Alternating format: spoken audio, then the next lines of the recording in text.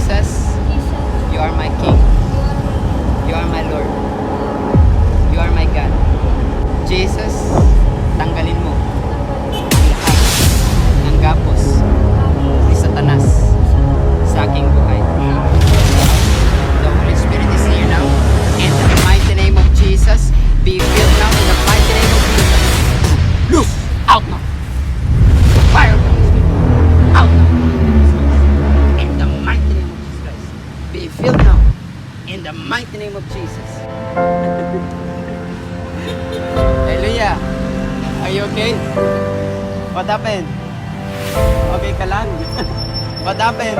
Anong na-feel mo sa loob ng katawan mo? What happened?